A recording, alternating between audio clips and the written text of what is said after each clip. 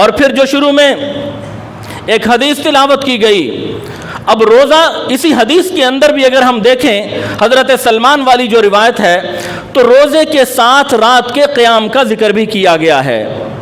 اب رات کا قیام کیا ہے؟ قیام اللیل کیا ہے؟ یہ وہی تراویح ہے جو اللہ تبارک و تعالیٰ نے ہمیں ہمارے درجات کو بلند کرنے کے لیے ایک نعمت دی ہے۔ میرے بھائیو، پورا سال تراویح نہیں ہوتی، صرف رمضان کے مہینے میں ہوتی ہے، لیکن انتہائی معذرت کے ساتھ ہم اللہ کے وہ گناہگار بندے ہیں جو ایسی مساجد کو پریفرنسز دیتے ہیں کہ جہاں پہ تراویح کا ڈیوریشن کم سے کم ہو، جہاں پہ تراویح آدھے گھنٹے میں ہو، 35 منٹ میں ہو، میکسیمم 40 منٹ تک ہم ٹھیک ہے جی، ویل اینڈ گڈ، ہمارے لیے بہتر ہے۔ تو میرے بھائیوں، بزرگوں اور دوستوں، یہ رمضان کا مہینہ یہ تراویح کے لیے بھی ہمارے لیے ایک بڑی اہم چیز ہے۔ اللہ نے اس قرآن کو رمضان کے ساتھ خاص نسبت عطا فرمائی ہے۔ آج ہم تراویح ادا کرتے ہیں، ہمیں چاہیے ہم ایسی مساجد کا انتخاب کریں جہاں قرآن کو ٹھہر ٹھہر کے پڑھا جاتا ہو، جہاں قرآن کو پورے تلفظ کے ساتھ پڑھا جاتا ہو، جہاں قرآن کو اس کے پراپر جو ایکسنٹ اس کا ہے، اس کا جو لہجہ اس کے ساتھ پڑھا جاتا ہو۔ ہمارے سامنے نبی صلی اللہ علیہ وسلم کی احادیث موجود ہیں، فرمایا کہ قرآن کو ایسے پڑھو جیسے اتارا گیا، فرمایا اقرأوا القرآن بلحون العرب، قرآن کو عرب کے لہجے کے اندر پڑھو۔ یہ قرآن ہماری پنجابی زبان میں نہیں آیا، قرآن ہمارے اردو زبان میں نہیں آیا، یہ عربی زبان جو سب سے افصح اللسان ہے، جو بنو جرم سے اللہ تبارک و تعالیٰ نے حضرت اسماعیل کی اولاد سے ہمارے اندر اس زبان کو ٹرانسفر کیا، اور یہ زبان اسی لیے دنیا کے کسی خطے میں بھی چلے جائیں، باقی تمام زبانیں مشکل ہو سکتی ہیں لیکن قرآن کی زبان مشکل نہیں ہے۔ میں ایسے لوگوں کو جانتا ہوں جن کو عربک کے الفابیٹس بھی نہیں آتے، الف با تا سا نہیں آتا، لیکن وہ نماز اتنی پرفیکٹ پڑھتے ہیں، ان کو کس نے بتایا؟ یہ اللہ تبارک و تعالیٰ سے ودیت ہوئی ہے۔ ہمارا واسطہ رہتا ہے ایسے لوگوں سے کہ جن کو الفابیٹس بھی نہیں آتے عربک کے، اور جب ان سے آپ نماز کا سنتے ہیں، صورتیں سنتے ہیں، وہ اتنا پیارا پڑھتے ہیں کہ دل خوش ہو جاتا ہے۔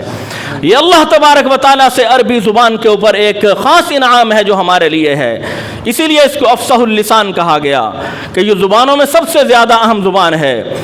میرے بھائیوں، تراویح کی میں بات کر رہا تھا، ہمیں تراویح کے لیے ایسی مساجد کا انتخاب کرنا چاہیے کہ جس میں قرآن ٹھہر کے پڑھا جائے۔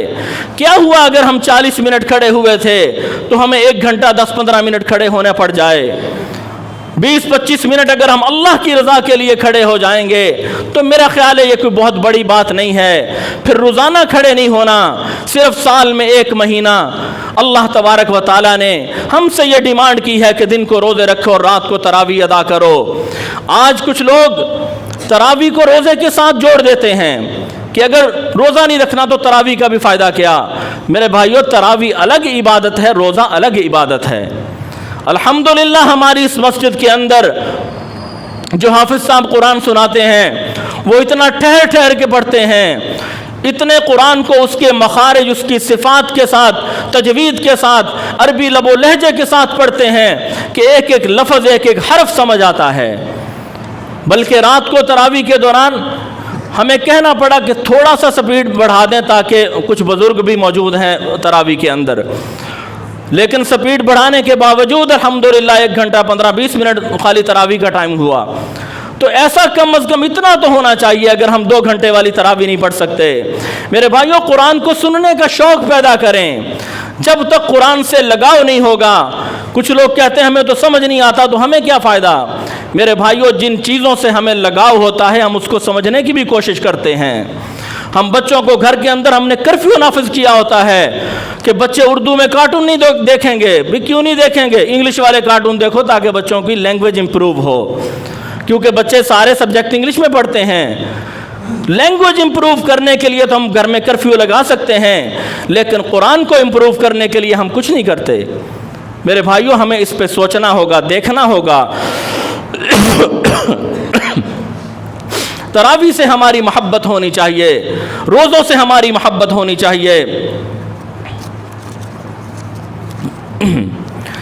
اور جو لوگ اس قرآن سے محبت کرتے ہیں قرآن سننے سنانے سے محبت کرتے ہیں، میرا رب ان کو انعامات سے بھی نوازتا ہے۔ حدیث میں ہے، نبی کریم صلی اللہ علیہ وسلم نے فرمایا کہ روزہ اور قرآن یہ دو چیزیں قیامت کے دن اللہ سے جھگڑیں گی۔ روزہ کہے گا یہ میری وجہ سے بھوکا پیاسا رہا ہے، اللہ اس کو جنت میں داخل کر دے۔ قرآن کہے گا اس نے راتوں کو میری وجہ سے یہ نہیں سویا، اس کو جنت میں داخل کر دے۔ میرے بھائیوں، کیا روزہ اپنے آپ ہی سفارش کرے گا؟ کیا قرآن خود بولے گا کہ اس کو بلوانے والی بھی کوئی ذات ہے؟ کس نے اس کو زبان دی ہے کہ جو وہ بولے؟ میرے رب کی منشا ہے کہ وہ بولے، اور میرا رب تو بہانے ڈھونڈتا ہے کہ میں اپنے نبی کی امت کو معاف کر دوں۔ قرآن سے لگاؤ پیدا کریں۔ امام عاصم کوفی رحمۃ اللہ علیہ، جنہوں نے ڈائریکٹ صحابہ کرام سے علم حاصل کیا، قرآن کی تعلیم حاصل کی، ان کے اگر استادوں کو دیکھا جائے تو حضرت علی سے انہوں نے قرآن سیکھا، ان کے استادوں کو دیکھا جائے حضرت عبداللہ بن مسعود سے انہوں نے قرآن سیکھا، ان کے استادوں کو دیکھا جائے حضرت ابی بن کعب سے انہوں نے قرآن سیکھا، زید بن ثابت سے انہوں نے قرآن سیکھا، اور قرآن کو اوڑھنا بچھونا بنا لیا۔ ایک وقت ایسا آتا ہے کہ ان کے شاگرد پوچھتے ہیں کہ استاد محترم، کافی عرصے سے ہم دیکھ رہے ہیں آپ کے منہ سے خوشبوئیں پھوٹتی ہیں، کبھی آپ بتاتے نہیں، آج ہمیں بتا ہی دیں یہ فلسفہ کیا ہے۔ فرمانے لگے یہ قرآن کی بدولت ہے۔ کہتے ہیں مجھے خواب میں نبی کریم صلی اللہ علیہ وسلم کی زیارت ہوئی، اور نبی کریم صلی اللہ علیہ وسلم کو میرے قرآن کے ساتھ لگاؤ اتنا پسند آیا، قرآن پڑھنے پڑھانے کو۔ نبی صلی اللہ علیہ وسلم نے اس قرآن کی بدولت میرے ہونٹوں پہ بوسہ لیا خواب کے اندر، اور اس خواب میں بوسہ لینے کی بدولت زندگی بھر ان کے منہ سے خوشبو آتی رہی۔ میرا رب اتنا ناقدرہ نہیں ہے، ہم ہی اپنے رب کے ناقدرے ہیں، ہم ہی اپنے رب کے ناشکرے ہیں۔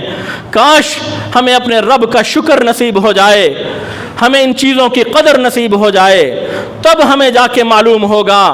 جب ہماری آنکھ وہ دیکھے گی جو میرا رب دکھائے گا، جب ہمارا دل وہ سوچے گا جو میرا رب ہمیں سوچنے پہ مجبور کرے گا، تو ہمارے راستے بھی آسان ہوں گے، اور اللہ کے نزدیک ہم پسندیدہ اور اس کے محبوب بن جائیں۔ تو آج اگر اس کو ہم کنکلوڈ کریں تو جو باتیں ہم نے سیکھی ہیں وہ یہ کہ ایک تو روزہ ہم نے کس لیے رکھنا ہے اور روزے سے ہمیں مقصد کیا حاصل ہوگا، اور دوسری بات تراویح کے حوالے سے۔ میرے بھائیوں، بزرگوں اور دوستوں، معلوم نہیں کہ رمضان زندگی میں دوبارہ ملتا نہیں ملتا، آج کی تراویح نصیب ہوتی ہیں نہیں ہوتی، جو وقت ہمیں ملتا ہے ہم اس کو رمضان المبارک کے وقت کو قیمتی بنائیں۔ تراویح ایسی مساجد کا انتخاب کریں کہ جہاں پہ اچھے انداز سے قرآن سنایا جاتا ہو، اللہ تبارک و تعالیٰ کی وہاں رحمتیں نازل ہوتی ہیں۔ کامن سینس کی بات ہے، اب ایک جگہ پہ قرآن ایسے پڑھا جا رہا ہے کہ پیچھے کسی کو سمجھ بھی نہیں آ رہا، اور رکوع سجود ایسے کیے جا رہے ہیں جس سے میرے نبی نے منع فرمایا، تو کیا وہاں اللہ کی رحمتیں آئیں گی؟ تو میرے بھائیوں، ہمیں یہ سوچنا چاہیے، ہم دنیا کی چیزوں کے اندر تو ایکسیلنسی کی طرف جاتے ہیں، ہم دنیا کی چیزوں کے اندر تو ہائی گریڈ کی طرف جاتے ہیں، ہم دنیا کی چیزوں کے اندر تو سب سے ٹاپ کلاس چیز کی طرف جاتے ہیں۔ بچے کا جوتا کپڑا خریدنا ہو تو ہم برانڈ پہ چلے جاتے ہیں کہ میرا بچہ اچھا لگے۔ کیا قرآن ہی ایسا رہ گیا کہ جس کے سننے کے لیے ہم کسی ایسی جگہ کا انتخاب نہیں کرتے جہاں قرآن اچھا پڑھا جاتا ہو؟ میرے بھائیوں، یہ سوچنا چاہیے ہمیں۔ اللہ تبارک و تعالی ہمیں عمل کی توفیق عطا فرمائے۔ وآخر دعوانا الحمدللہ رب العالمین۔ يا أيها الذين آمنوا اتقوا الله وكونوا مع الصادقين